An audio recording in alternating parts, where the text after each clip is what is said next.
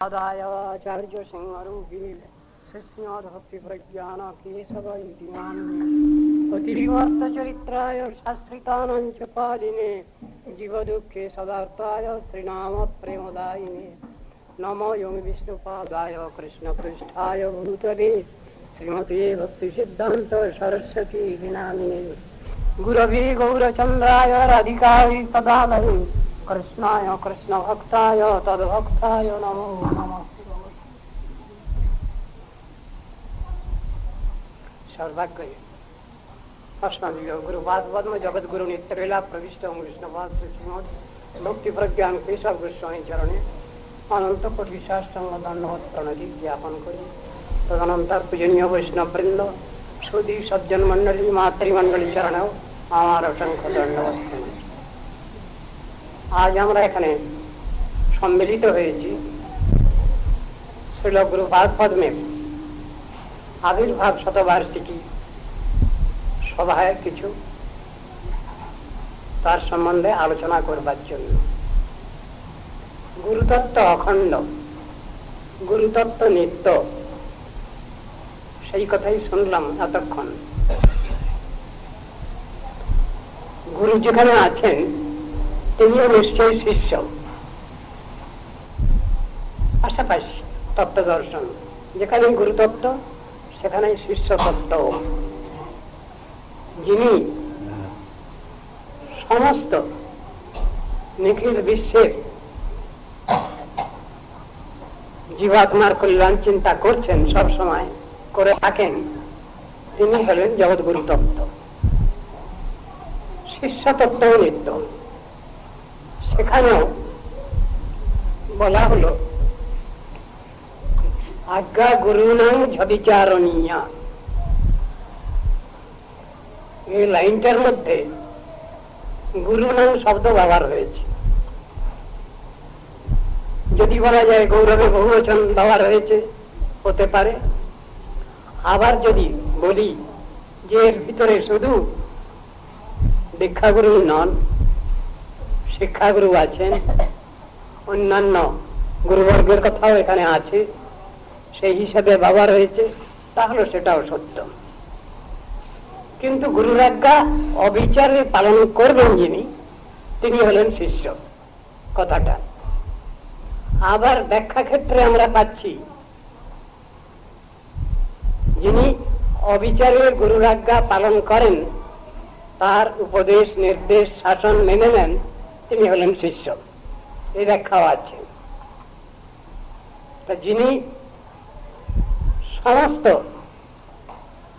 রকম ধরনের শাসন মেনে নেন সদ্গুরুর, তিনি ঠিক ঠিক ভাবে শিষ্য পদবাচ্য কথাটা লেখা আছে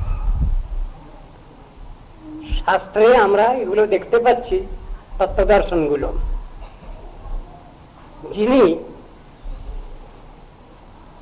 ঠিক পার্থিব জগতের লোকের মতো কিছু কাচুমাচু ভাব নিয়ে কিছু করছেন না, অথচ আন্তরিক ভাবে যিনি সকলকেই অমানি মানব ধর্মে দীক্ষিত হয়ে সকলকেই সম্মান দিতে পারছেন।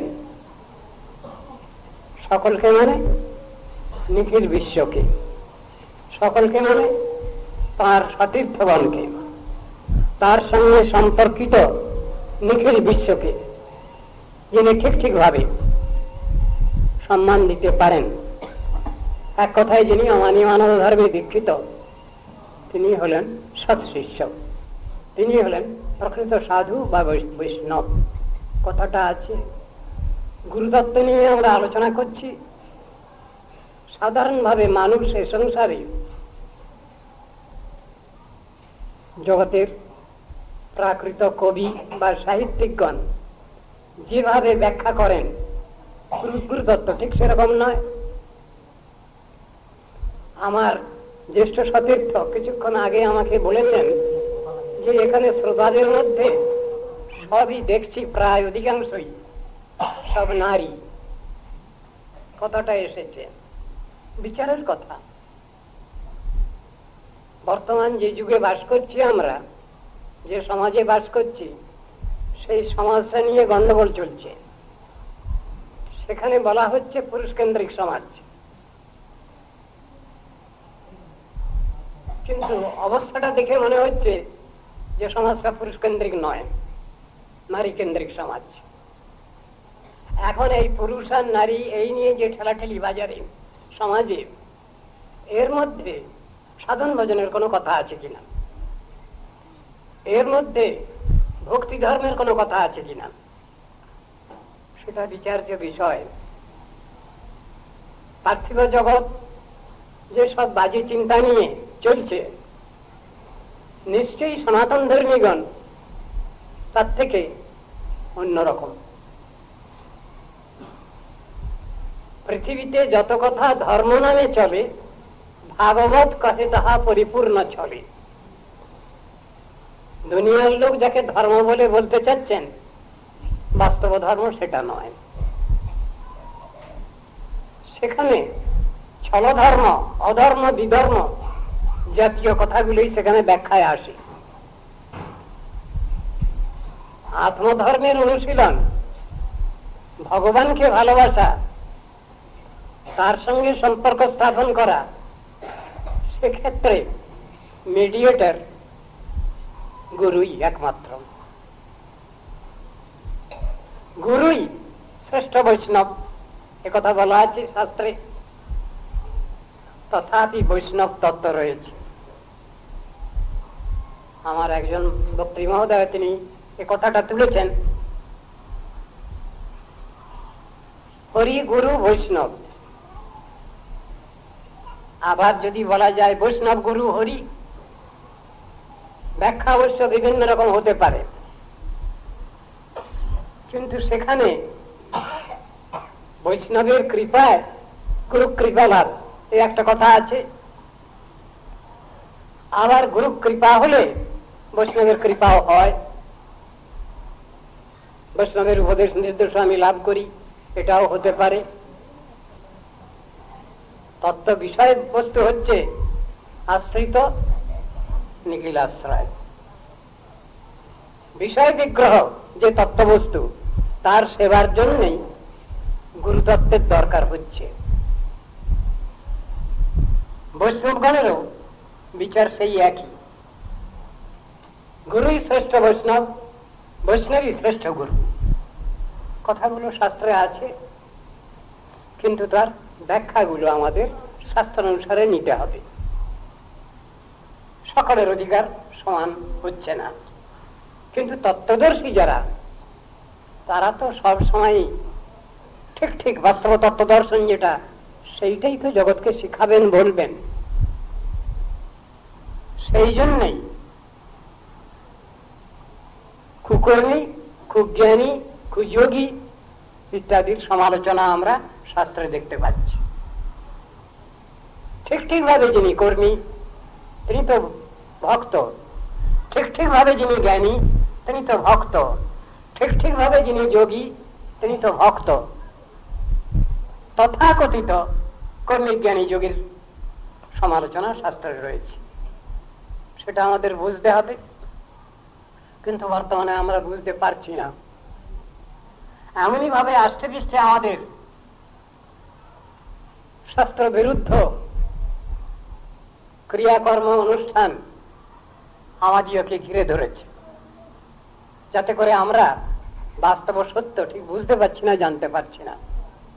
বুঝাবার লোক হয়তো আছেন, কিন্তু আমরা বুঝতে চাই কই। সকলেই কিছু কনসেশন খুঁজছি।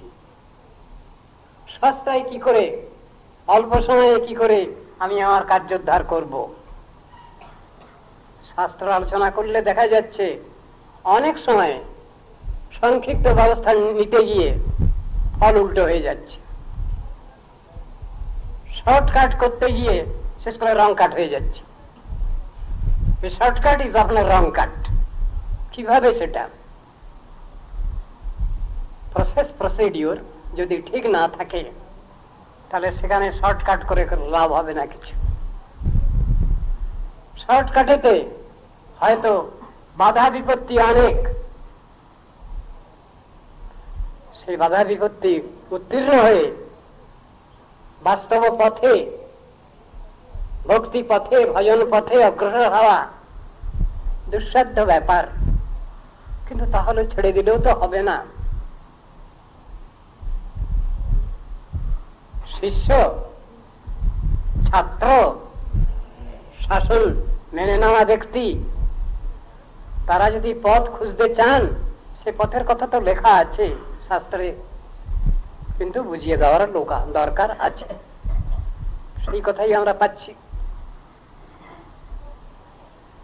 তত্ত্বদর্শনটা আমাদের প্রয়োজন। আমরা কুকর্মী, কুজ্ঞানী, কুযোগী না হয়ে যদি ভক্তি পথাশ্রয়ী হই, তাহলে লাইনটা পেলাম। তারপরে প্রসেস প্রসিডিওর নিয়ে অগ্রসর হতে হবে। কিন্তু তার প্রথমটাই তো শ্রদ্ধা, সাধু সঙ্গ, তারপরে তো ভজন ক্রিয়া। এসব কথাগুলো তো পরপর। গুরুতত্ত্ব আলোচনা করতে গেলে পাশাপাশি শিষ্য তত্ত্ব আছে। আমাদের গুরুপাদ পদ্ম যে শিক্ষা দিয়েছেন জগতে, সেই শিক্ষাটা শাস্ত্রের শিক্ষা, শাস্ত্রের যে তত্ত্ব সিদ্ধান্ত সেটাই তার মধ্যে আছে, কিন্তু বৈশিষ্ট্যপূর্ণ ভাবে আছে। সেইটাই বলতে হবে আমাদের। শিষ্য গুরু বিঘোষাসী ভৃত্য, উচ্ছিষ্টভোজী ভৃত্য, তিনি সব সময়ই গুরু বৈষ্ণবের গুণগান করবেন। এটাই তার জীবনের ব্রত, এটাই তার শিষ্যত্ব। কেন? তিনি গুরু ছাড়া কিছু জানেন না। গুরুগত প্রাণ, যে কথা আমার পূর্ববর্তী বক্তৃ মহোদয় বলেছেন, ভক্তৈকেশং গুরুদেবতাত্মা। গুরুদেবতাত্মা যে শিষ্য, তিনি তো গুরুর জয়গান করবেনই। এটাই তো তার ব্রত। এ ব্রত তিনি কখনোই ছাড়তে পারেন না। যদি ছেড়ে দেন তাহলে তার শিষ্যত্ব চলে গেল। ছাড়িয়া বৈষ্ণব সেবা নিস্তার পেয়েছে কেবা। এখানে যদি আগে একটা গুরু শব্দ লাগিয়ে দেওয়া যায়, কথাটা একই। হরিগুরু বৈষ্ণব তিনের স্মরণ, তিনের স্মরণে হয় বিঘ্ন বিনাশন, সর্ববাঞ্ছিত পূরণ। কথাটা আছে তো। আমি তো গুরু বৈষ্ণবের সাহায্য ব্যতীত এক পাও নড়তে পারি না। তাদের কৃপা সম্বল করে আমাকে সাধন ভজন পথে অগ্রসর হতে হচ্ছে। প্রতি পদে পদে আমার বাধা, সেই বাধা অতিক্রান্ত হলে পরে আমার জন্য পথ খোলা আছে। উপাস্য বস্তু বিষয় বিগ্রহ ভগবান, আবার গুরু বৈষ্ণবে কি উপাস্য নন? হ্যাঁ, শাস্ত্রে বলছেন তারা ভায়া মিডিয়াম। বৈষ্ণবের আবেদনে কৃষ্ণ দয়াময়, মহান পামর প্রতি হবেন সদয়। কথাটা বলা আছে তো। সুতরাং গুরু বৈষ্ণবকে বাদ দিয়ে আমি ভজন পথে অগ্রসর হতে পারছি না। কৃষ্ণ ভজনই আমার মূল লক্ষ্য। কিন্তু সেখানে শ্রী চৈতন্য মহাপ্রভুর কৃপা না পেলে, নিত্যানন্দ প্রভুর কৃপা না পেলে আমি কি করে অগ্রসর হব সেই ভজন পথে? এটাও তো শাস্ত্রে বোঝানো হয়েছে। গুরুতত্ত্ব অসীম অনন্ত তত্ত্ব। ভগবান যেমন অসীম অনন্ত নিত্য শুদ্ধ সনাতন বস্তু, গুরুতত্ত্বও তাই। তত্ত্ব দর্শনটাই এই। অসমাদীয় গুরুপাদ পদ্ম যেসব শিক্ষাগুলো দিয়েছেন, তার কিছু সার সংকলন দরকার। এতক্ষণ শুনলাম বিভিন্ন দিক। তিনি যখন গুরুপাদ পদ্ম আশ্রয় করেছেন, বহু ঘটনা ঘটেছে, সেগুলো লিপিবদ্ধ আছে শাস্ত্রে। কিন্তু আমরা কতটুকু কি করছি এই খতিয়ানটা আমাদের প্রয়োজন আছে সর্বাগ্রে। যে যত পতিত হয় তব দয়া তত তাই, কথাটা তো ঠিক। গুরুপাদ পদ্ম যাকে শাসন করছেন, যিনি সুশাসিত, নিশ্চয়ই গুরুপাদ পদ্মের কৃপা তার উপরে অধিক আছে, এ বিষয়ে কোনো সন্দেহ নাই। আমি যদি শাসন না মেনে নিতে পারি, আমি যদি গুরুবর্গের উপদেশ নির্দেশ বাণী যদি অনুসরণ না করি, যদি অনুকরণ করতে যাই, তাহলে তো সর্বনাশ। অনুসরণ আর অনুকরণ তো দুটো কথা হয়, এক নয়, আকাশ পাতাল তফাৎ। তো আমাদের অনুসরণের দরকার, অনুকরণের দরকার নেই। অনুকরণ কারা করে? মর্কটরা করে, খারাপ কথা হলো। কিন্তু অনুসরণের দরকার। এই অনুসরণ হলে আমাদের সাধন পথে কিছু আসার কথা আছে। গুরুপাদ পদ্ম সেটা দেখিয়েছেন। সাধন ভজন করতে গেলে প্রতিকূল বর্জন এবং অনুকূল বিষয় গ্রহণ দুটো কথা আছে। আনুকূল্যস্য সংকল্প প্রাতিকূল্য বিবর্জনম রক্ষিষ্য দিদি বিশ্বাস গুপ্তৃত্বে বরং তথা আত্মনিক্ষেপ কার্পণ্যে ষড়বিধা শরণাগতি। তো এখানে বলছেন প্রতিকূল বর্জন, প্রতিকূল বর্জন আগে, তারপর অনুকূল গ্রহণ। একথা যুক্তিসঙ্গত কথা। তত দুঃসঙ্গমুৎসৃজ্য সৎসু সজ্জিত বুদ্ধিমান। আগে খারাপটা ছাড়ো, ভালোটাকে পরে নাও। আগেই ভালোটাকে নাও, এটা হয় না, আগে খারাপটা ছাড়তে হবে। সে কথা বলা হলো। গুরুবর্গের কথাগুলির মধ্যে বহু বৈশিষ্ট্য আছে। এক একজন গুরুজনের কথার মধ্যে শাস্ত্রীয় তত্ত্ব সিদ্ধান্ত থাকলেও তার ভিতরে বিশেষ বৈশিষ্ট্য আছে। সে বৈশিষ্ট্যগুলো আমাদের বোঝা উচিত।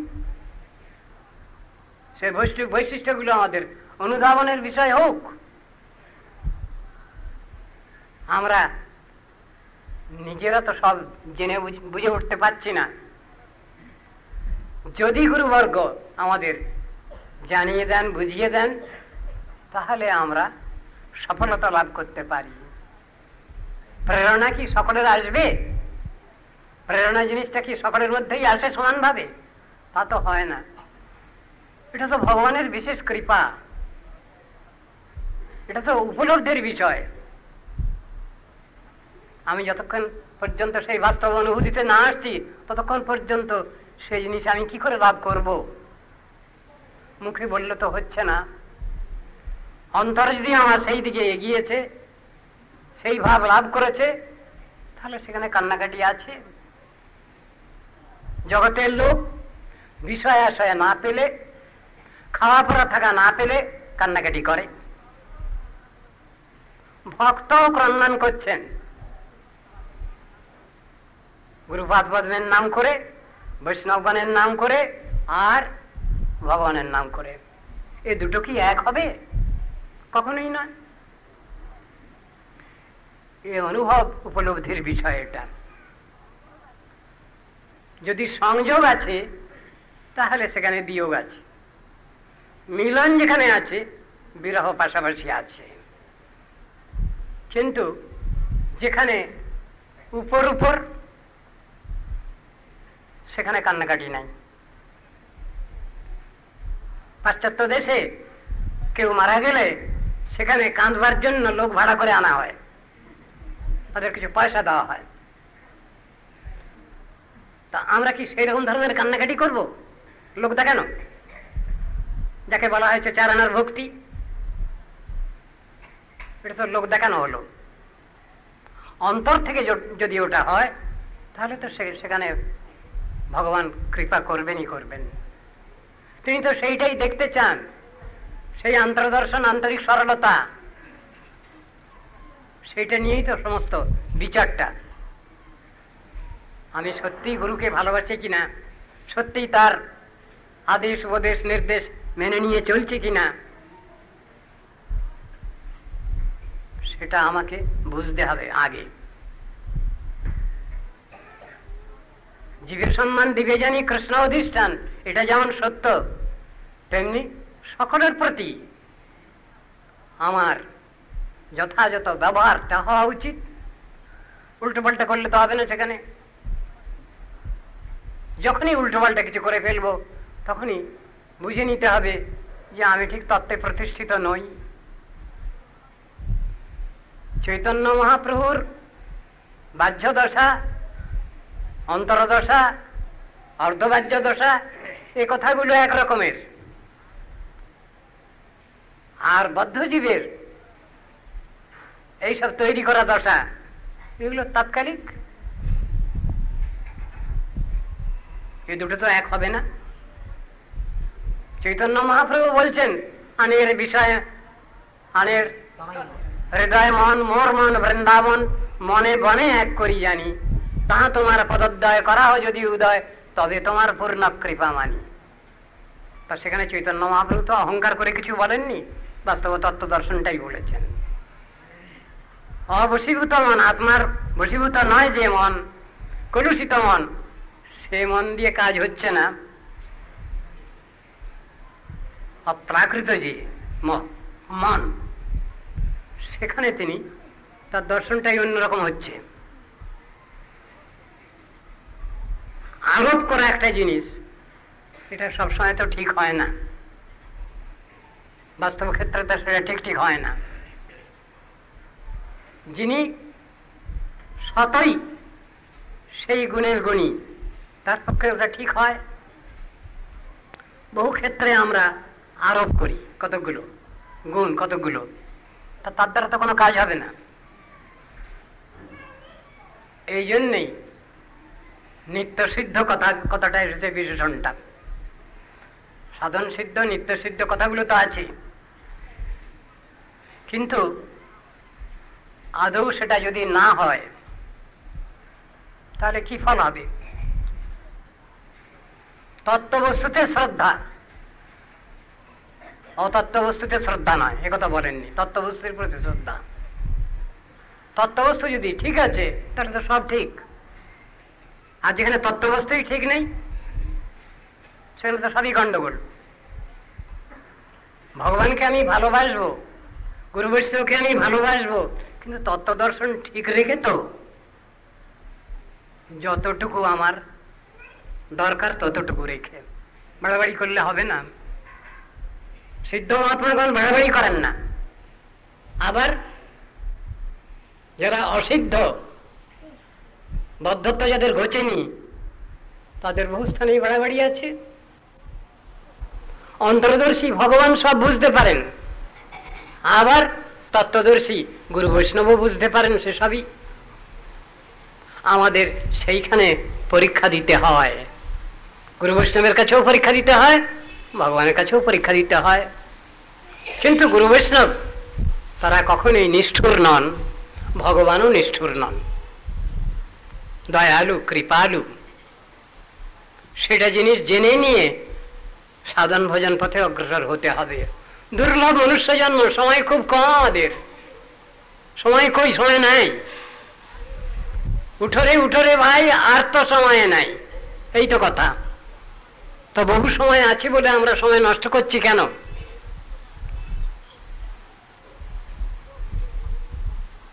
পুরুষ লোক ধর্মসভায়, আলোচনা সভায় কম কেন? তাদের কি সব হয়ে গেছে? সেজন্য তারা ধর্মসভায় কম যোগদান করছেন। আর নারী বেশি আছে সমাজ এতে, সেই জন্য কি ধর্মসভায় তারা বেশি এসছেন বলে তাদের সব হয়ে গেল? এসব নিয়ে তো আলোচনা দরকার। যারা মনে করছেন যে আমাদের সব হয়ে গেছে, আমরা সব বুঝে গেছি, আমাদের দরকার নেই, ওটা অপ্রয়োজনীয় বিষয়। তারা নিশ্চয়ই ধর্মতত্ত্ব সম্বন্ধে তারা ভুল ধারণা পোষণ করেন এবং তারা ওটাকে অপ্রয়োজনীয় বিষয় বলে মনে করছেন। যেটা বিশেষ প্রয়োজন এ সংসারে, সেটাকে বাদ দিয়ে বসছি আমরা আজ। অপ্রয়োজনীয় বিষয়টাকে আমরা তাতে খুব বেশি ব্যস্ত হয়ে পড়ছি, আর পরম প্রয়োজনীয় বিষয় সেটাকে অবহেলা অবজ্ঞা করছি, উপেক্ষা করছি। এই জিনিস তো ভালো কথা নয়, এটা তো সমাজের ভালো লক্ষণ নয়। সব জিনিসটা আমাদের বিচার করতে হবে। এই জগতে বাঁচতে হবে হরিভজনের জন্য, তত্ত্বজ্ঞান লাভের জন্য, তত্ত্ববস্তুকে লাভের জন্য এই জগতে আমরা বাঁচবো, খাবো, থাকবো, পড়বো। আর তা যদি না হয় বৃথার সময় নষ্ট। এই জগতে যিনি বেশি দিন বাঁচেন তার বাহাদুরি নাই, কিন্তু হরিভজন যদি তিনি করেন, আত্মানুশীলন যদি করেন, তাহলে তার মূল্যায়ন আছে। জীবিতং বিষ্ণু ভক্তস্য বরং পঞ্চদিনানি চ নতু কল্প সহস্রাণি ভক্তিহীনস্য কেশবে। এই কেশবে ভক্তিহীন ব্যক্তি বৃথা তার বেঁচে থাকা। হে কেশব, আশ্রয় কেশব, এ কেশব বিষয় কেশব, দুটি ব্যাখ্যা করা চলবে এখানে। ভগবানের ভক্তি বিধান করতে হবে একথা ঠিক, কিন্তু আশ্রয় কেশবের আনুগত্যে, এইটাই হলো বক্তব্য বিষয়। সদ্গুরু পদাশ্রয়ে তার উপদেশ নির্দেশ নিয়ে সাধন ভজন পথে অগ্রসর হব, তবে সেটা কিছু ফলপ্রসূ হবে আমাদের, আর তা নাহলে বৃথা সময় নষ্ট হয়ে যায়। গুরুতত্ত্বের বৈশিষ্ট্য অসীম, ভগবানের যেমন বৈশিষ্ট্য অনন্ত, গুরুতত্ত্বের বৈশিষ্ট্য ওই রকমই অনন্ত। বহুমুখী আলোচনা সেখানে আছে। তার তত্ত্ব সম্বন্ধে আলোচনা করতে গেলে ঘন্টার পর ঘন্টা লেগে যাবে। আমি সেদিকে না গিয়ে সংক্ষিপ্ত ভাবেই আপনাদের কাছে দুটো একটা কথা রাখলাম। সময় অধিক হয়ে গেছে, এখানে আমি আমার বক্তব্য রাখছি। পরে যদি আবার সময় পাওয়া যায় তখন আবার এই নিয়ে কিছু আলোচনা করা যাবে। মাঞ্ছা কল্পতরুভ্যশ্চ কৃপা সিন্ধুভ্যেব চ পতিতানাং পাবনেভ্যো ভক্তি প্রজ্ঞান কেশব ইতি নামিনে অতিমর্ত চরিত্রায় শাস্ত্রিতানাং চ পালিনে জীব দুঃখে সদার্থায় শ্রীনাম প্রেমদায়িনে। নমো বিষ্ণুপাদায় কৃষ্ণপৃষ্ঠায় ভূতলে শ্রীমতে ভক্তি সিদ্ধান্ত সরস্বতী ইতি নামিনে। নমো মহাবদন্যায় কৃষ্ণ প্রেম প্রদায়তে কৃষ্ণায় কৃষ্ণ চৈতন্য নাম্নে গৌরতিষে গুরবে গৌরচন্দ্রায় রাধিকায় তদালয়ে কৃষ্ণায় কৃষ্ণ ভক্তায় তদ্ভক্তায় নমো নমঃ। আজ আমাদের এখানে জগৎগুরু নিত্যলীলা প্রবিষ্ট বিষ্ণুবাস শ্রীমদ ভক্তি প্রজ্ঞান কেশব গোস্বামী গুরুবারের আজ শুভ আবির্ভাব শতবার্ষিকী উৎসব, তার জন্যই আমরা এখানে সমবেত হয়েছি। এতক্ষণ ধরে আমরা পূজনীয় বৈষ্ণববৃন্দের শ্রীমুখ থেকে শ্রী গুরুপাদ পদ্মের দিব্য জীবনী এবং তার বিশেষ উপদেশ ইত্যাদি শ্রবণ করলাম। আমার পক্ষে বলবার কিছু খুঁজে পাচ্ছি না, তথাপি শেষ বক্তার প্রথম কথাটি ধরেই আমি আরম্ভ করি। এই জগৎটা নাস্তিক্যবাদে পরিপূর্ণ হয়েছে। গীতায় আমরা দেখতে পাই জগতে দুই রকম লোক আছে।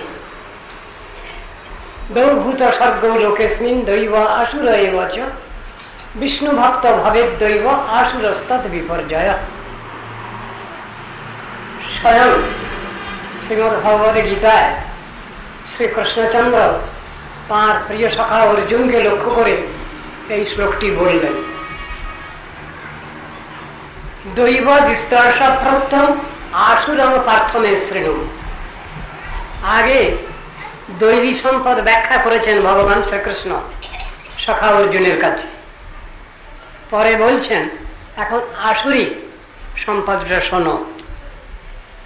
এই জগতে দুরকম লোক আছে। নিত্যকাল আছে, দুটো দল। রাজনৈতিক ক্ষেত্রে আজকাল আমরা শুনতে পাই শ্রেণীহীন সমাজ, কিন্তু শ্রেণীহীন সমাজ বললেও শ্রেণী কিন্তু থেকেই যায়। আবার শ্রেণীর বৈশিষ্ট্য সেটাও সংরক্ষিত হচ্ছে সমাজে। রাজনৈতিক ক্ষেত্রে তারা বলতে চান দুটো শ্রেণী এ সমাজে, এক ধনী আর এক দরিদ্র। ভগবান কিন্তু এই ধনী দরিদ্রের কথা আনেননি। যিনি সর্বোপরি মালিক, সুপ্রিম অথরিটি, সুপ্রিম গার্জিয়ান আমাদের, তিনি বলছেন কি জগতে দুই রকম লোক আছে। বিষ্ণু ভক্ত ভবেদ দৈব আসুরস্তাদ বিপর্যয়। যারা ভগবত ভক্ত তারা হলেন দৈবাপন্ন আস্তিক। আর একটা দল হলো দৈব বিরোধী এলিমেন্ট, ভগবান টাগবান কিচ্ছু মানে না, কেউ কিচ্ছু নেই। তাহলে আছে কারা? তারাই আছেন। স্বয়ং কৃষ্ণচন্দ্র দুঃখ করে এই কথাটা বলছেন গীতায়, ভগবান মানে না। সংক্ষিপ্ত ভাবে বলতে গেলে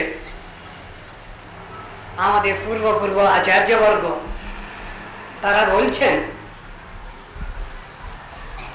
জীব ব্রহ্মৈক্যবাদী একটা দল,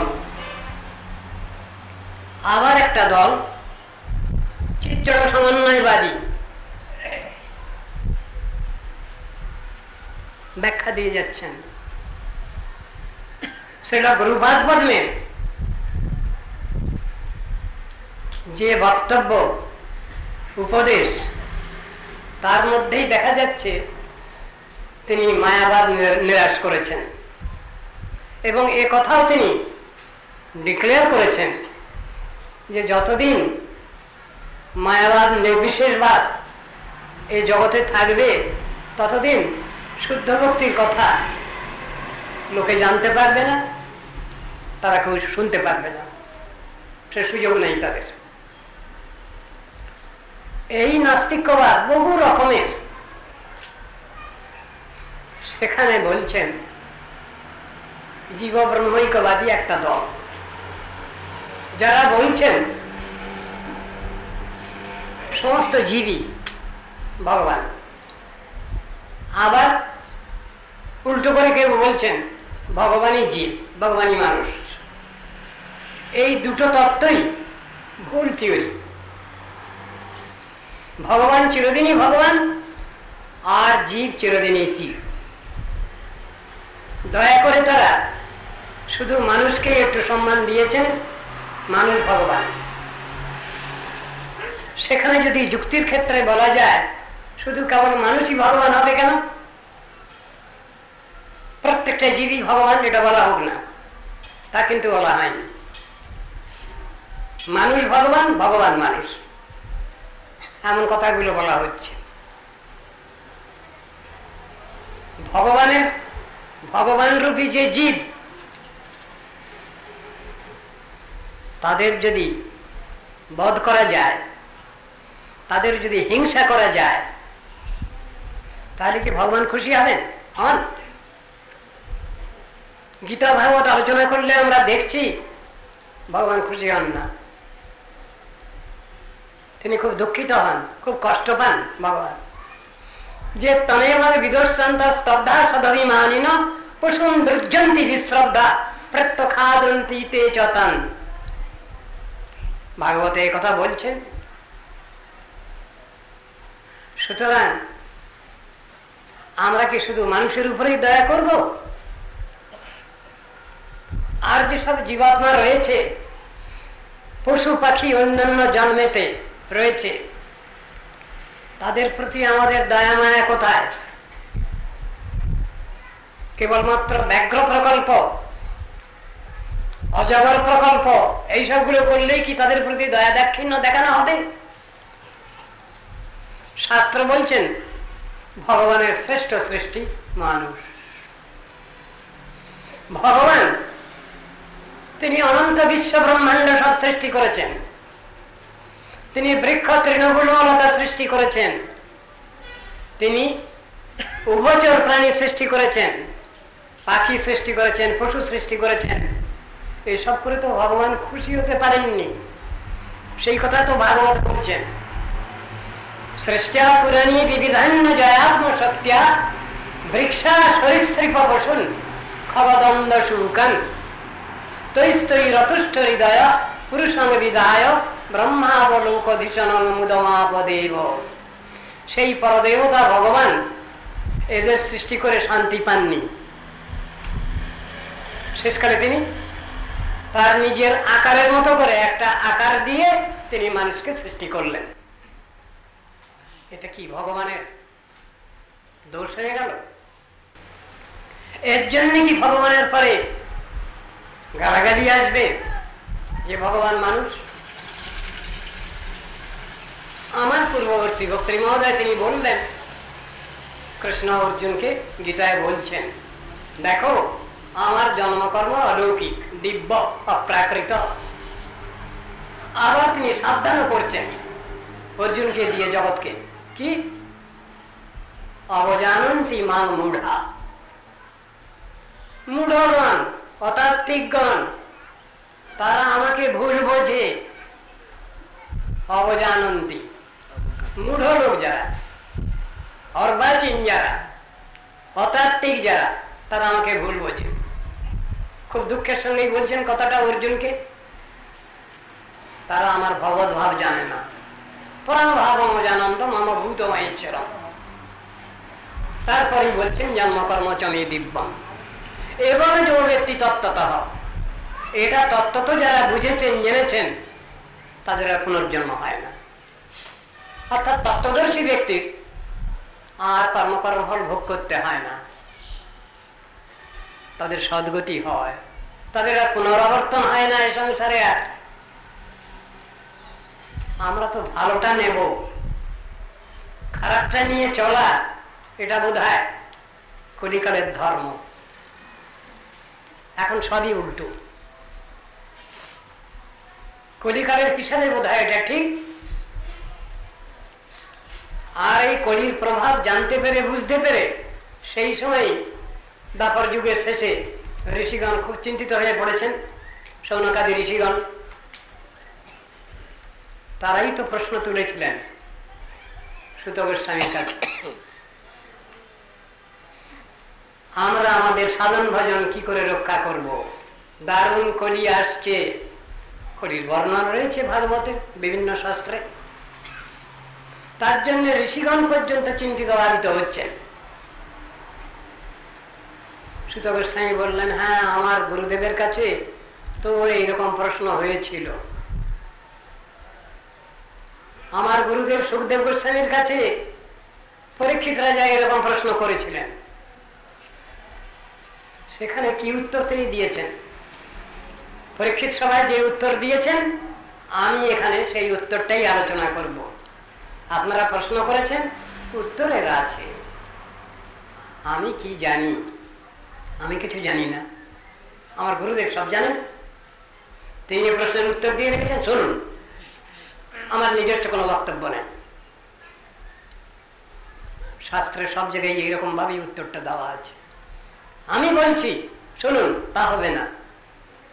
ভগবান এই বলেছেন, শাস্ত্র এই বলছেন, পূর্ব গুরুবর্গ এই বলছেন, পূর্ব গোস্বামীগণ এই বলছেন, শুনুন সেই কথা। সেখানে কোনো নিজস্ব বক্তব্য কেউ বলেননি। পূর্ব ঋষিগণের কথা, মহাজনের কথা, ভগবানের কথা, সেইটা বলছেন। তত্ত্ব দর্শনটা তো আমাদের বুঝতে হবে। কলের দর্শনীদের আয়োজন অস্তিত্ব যে গো মহান গুণ। এই কলি সর্বদোষাকর, অশেষ দোষের আকর এই কলিকাল। কলি মানে কি? বিবাদ বিসম্বাদ। কলি যুগ মানে বিবদমান যুগ। যে যুগের লোক মারামারি, কাটাকাটি, হানাহানি করে মরবে, পরস্পরের প্রতি কোনো বিশ্বাস প্রত্যয় থাকবে না এদের। ভগবান টগবান কেষ্ট বিষ্টু এদের আর শুনবার কোনো সুযোগ নেই। সেই যুগকে কলিযুগ বলে যেন। কলির বর্ণনা বিভিন্ন শাস্ত্রেতে, বিভিন্ন পুরাণে বর্ণনা আছে, শ্রীমদ্ ভাগবতেও বর্ণনা আছে। তাহলে কি করব আমরা, যার জন্য ঋষিগণ পর্যন্ত চিন্তিত হচ্ছেন? সেখানে ওই উত্তরটা এসেছে। সর্বদোষাকার কলি হলেও একটা মহৎ গুণ আছে কলিকালের। কি? এই যুগটা হলো কলিযুগ। যে দাপরে ভগবান শ্রীকৃষ্ণ এসেছেন তার পরবর্তী কলিকালটা একটা বিশেষ যুগ। এই কলিকালকে বলা হয়েছে ধন্য কলি। স্পেশালিটি আছে এই কলিকালের, অন্যান্য কলির মতো নয়। বলছেন কি সেখানে ঋষিগণ? চিন্তা করবেন না আপনারা, আমার গুরুদেব কি বলেছেন শুনুন। কীর্তনাদেব কৃষ্ণেচ্ছ মুক্ত সঙ্গ পরম ব্রজেত। কলিজীব কৃষ্ণ নাম কীর্তনের দ্বারা মুক্তি লাভ করবেন, তাদের সর্বার্থ সিদ্ধি হবে। কৃষ্ণ নাম, অন্য কোন নামের কথা বলেননি। কৃষ্ণ নাম হরি নাম বড়ই মধুর, যেই জন কৃষ্ণ ভজে সে বড় চতুর। কৃষ্ণ নামের কথা বলেছেন, অন্য নামের কথা বলেছেন? এই যে বাজারে সব শুনছি, সব শিবকালী শিবকালী কালিকালী শিব শিব, এইসব যে সব বাজার সব ছেয়ে গেছে, হচপচ খিচুড়ি খিচুড়ি ধর্ম। সনাতন ধর্ম, যে ধর্ম আমরা পালন করি, এর নাম সনাতন ধর্ম, এর নাম ভাগবত ধর্ম, এর নাম আত্মধর্ম, এর নাম বৈদিক ধর্ম। এই তো বিশেষণ। সেটা কি শুধু এই দুর্লভ মনুষ্য জন্ম লাভ করে শুধু এই খাওয়া পড়া থাকা, এটাই শেষ? ভাগবত বলছেন লব্ধ্বা সুদুর্লভমিদম বহু সম্ভবান্তে মানুষ্যম অর্থদম নিত্যমপি অধীর। পরমার্থপ্রদ এই শরীর, এই মনুষ্য জীবন নরতনু ভজনের মূল। বাবা এখন ভোগ সুখ কর, বুড়া কুত্থোড়া হলে তখন একবার কেষ্ট বিষ্টু বলিস, আর কেষ্ট বিষ্টু বলিস তাও কেউ বলে না। সবাই কি বলছেন? ওই শিবকালী শিবকালী এইসব কর, ঘেঁটু মাকাল ইত্যাদি এইসব কর, কৃষ্ণ নাম কীর্তন করো, এ কথা কারো মুখে শোনা যাচ্ছে না। আসলে যেটা করলে আমাদের মঙ্গল হবে, আত্যন্তিক কল্যাণ হবে, সর্বার্থ সিদ্ধি হবে, সেটা আমরা করব না। ভবি ভুলবার নয়, কিন্তু শাস্ত্র তো বুঝাতে ছাড়েননি। তারা বলছেন এছাড়া কোনো গতি নাই। হরের নাম হরের নাম হরের নামই কেবলম কলৌ নাস্তেব নাস্তেব নাস্তেব গতিরন্যতা। হরিনাম হরিনাম হরিনাম, এছাড়া কোনো গতি নাই। অন্য নাম তো কিছু বলছেন না। হরি কৃষ্ণ নাম, অন্য কোন দেবদেবীর নাম তো সেখানে বলা হয়নি। কোন দেবদেবীর নাম জপ করলে আমার মুক্তি হবে না, ভক্তি লাভ হবে না। সুদূর পরাহত ভাব ভক্তি, প্রেম ভক্তি। যদি আমাকে মুক্তি লাভই করতে হয় তাহলে তো কৃষ্ণ ভজন করতে হয়। কে দেবেন মুক্তি? মুক্তি প্রদাতা সর্বেশাম কৃষ্ণই বনা সংশয়। ভক্তি লাভ করতে গেলে কৃষ্ণপাদ পদ্মে আশ্রয় গ্রহণ করতে হবে। সব কথাগুলো তো শাস্ত্রে সব বুঝানো আছে। মুচুকুন্দ রাজা তিনি ভগবানকে দর্শন পেলেন পাহাড়ের গুহার মধ্যে। সবকিছু ভগবান তাকে দিয়ে দিলেন, দিয়ে আশীর্বাদ করে দিচ্ছেন। তুমি কি বর চাও? তুমি বর চাও আমি বড় তো ভগবান, তুমি বলছ না। ভগবানকে দর্শন পেলেন তো তিনি, কিন্তু তিনি এমন একটা ব্যবস্থা পেলেন যে তুমি ক্ষত্রিয় জন্মেতে মৃগয়াদি করেছ, তোমার পাপ আছে, এটা তোমাকে খণ্ডন করতে হবে। জন্মান্তর অপেক্ষা সেখানে বলছেন, ওটাকে কি অস্বীকার করা যাবে? বর্তমান নাস্তিক দুনিয়ায় কর্ম কর্মফল বলে কিছু মানতে চাচ্ছে না। ভালো কাজ করলে ভালো ফল পাওয়া যায়, আর খারাপ কাজ করলে সাজা পাওয়া যায়, এটা ঠিক মানতে চাচ্ছে না বর্তমান দুনিয়া। তারা খারাপ কাজ করেও ভালো ফল পেতে চায়, ভালো তো করবেই না, খারাপটা করে ভালো ফল পেতে চাচ্ছে। কি করে হবে? ভালো খারাপ সম্বন্ধে যদি কোনো বাস্তব ধারণা, আমাদের কংক্রিট আইডিয়া যদি না থাকে, তাহলে আমরা কোনটা ছাড়বো আর কোনটা গ্রহণ করব? খারাপটা ছাড়ো, ভজন বিরোধী এলিমেন্ট ছাড়ো, সে ভাব ছাড়ো, দিয়ে ভক্তি পথে অগ্রসর হও। তা সে সম্বন্ধে তো ধারণা চাই, সুষ্ঠু ধারণা, বাস্তব ধারণা।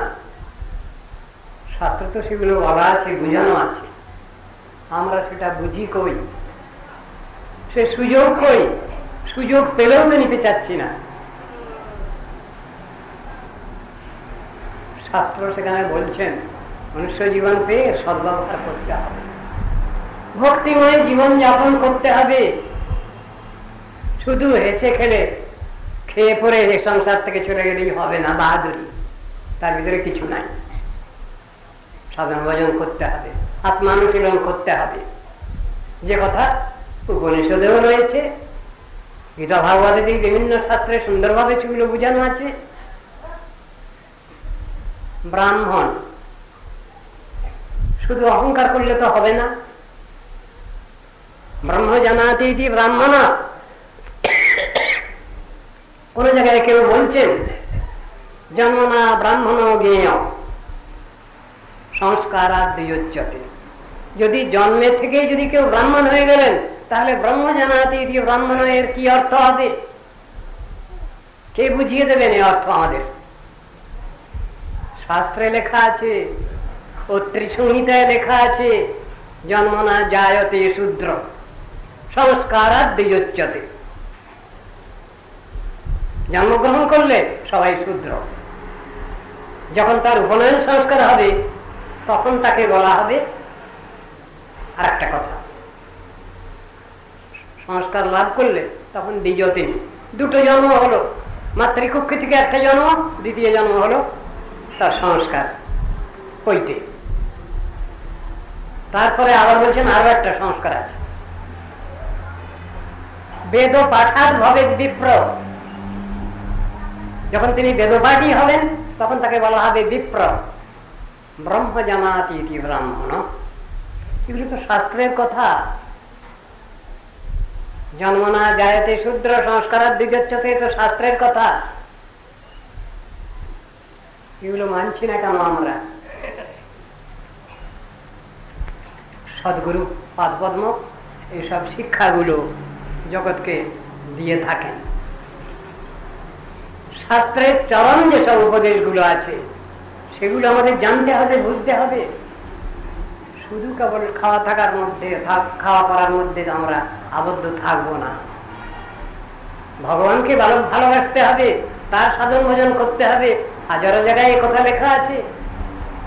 যত প্রচেষ্টা আমাদের, সব প্রচেষ্টা কেন্দ্রীভূত হবে যেন কেনা উপায় না মন কৃষ্ণে নিবেশ হয়। যে কোনো উপায় আমাদের মনটা, চিত্তটা স্থির করতে হবে সাধন ভজন বিষয়ে, আত্মকল্যাণ চিন্তায়।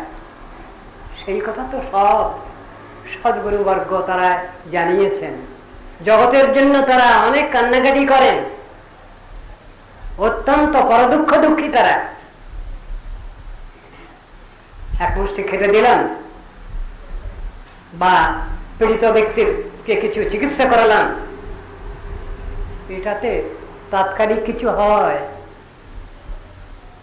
নিত্য কল্যাণের সম্ভাবনা নাই এসব ব্যাপারে। গুরুবর্গ এসব চিন্তা ভাবনা গুলো করতে শিখিয়েছেন। শাস্ত্রের তাৎপর্য অনুধাবন করতে হবে। জীবের চরম কল্যাণ, যে সেই চরম কল্যাণ লাভ করতে হবে। যত প্রকার সাধন ভজনের প্রক্রিয়া রয়েছে সব শেষে এসেছে কীর্তন, নাম কীর্তন। শাস্ত্রে আমরা সব জায়গায় দেখতে পাচ্ছি সেটা। সত্য যুগের লোক তপস্যা করতেন, তপস্যা করে তাদের কল্যাণ চিন্তা করতেন। ত্রেতা যুগের লোক যাগযজ্ঞ করতেন। দ্বাপর যুগের লোক বিশেষ করে পূজা অর্চনে লাভ করতেন। কলৌতৎ পরিকীর্তনাৎ। সুতরাং নামেতে এসে শেষ। বিশেষত কলির যুগে, এ সময় অন্য কোন সাধন ভজন চলবে না, নাম সংকীর্তন।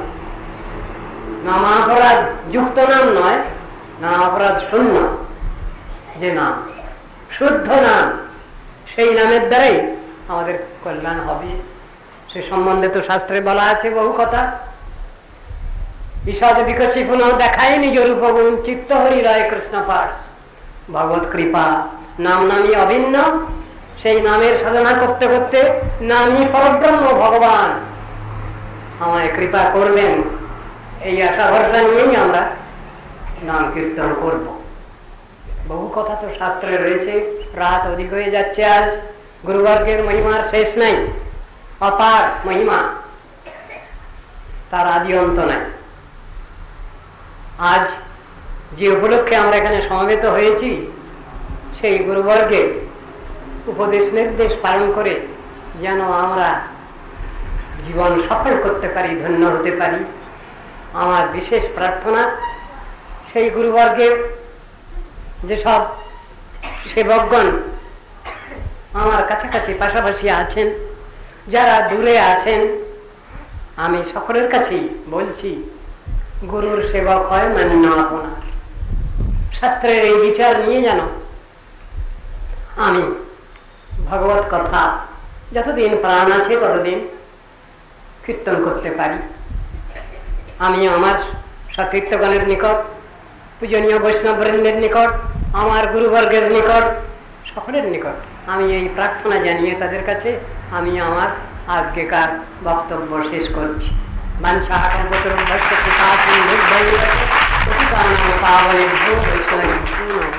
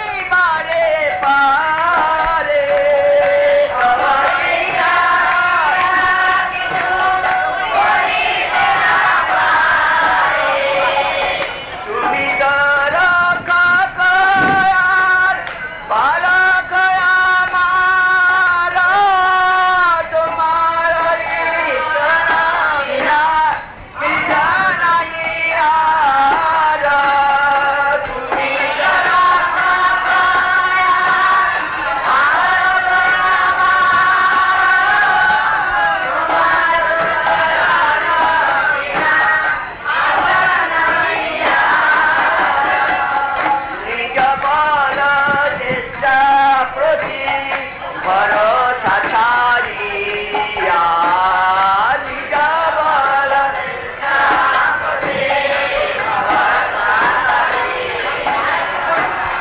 তোমার ইচ্ছায় আছি নির্ভর করিয়া তোমার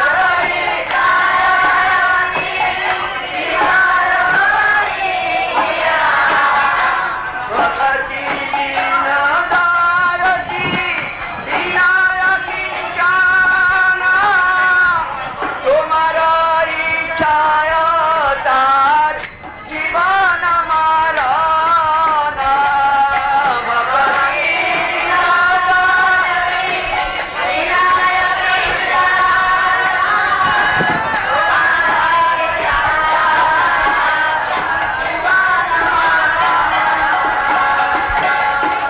হরে কৃষ্ণ হরে কৃষ্ণ কৃষ্ণ কৃষ্ণ হরে হরে হরে কৃষ্ণ হরে কৃষ্ণ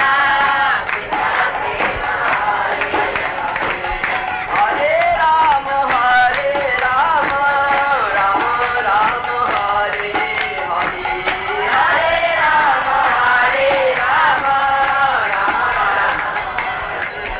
হরে কৃষ্ণ হরে হরে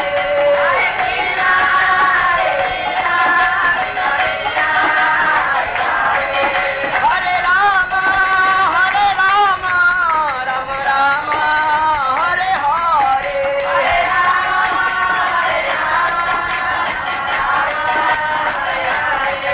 হরি বল হরি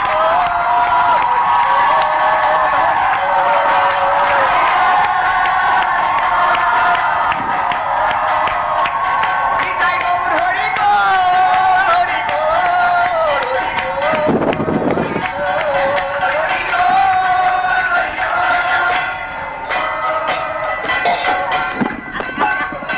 কালকে হয় বলে তো না না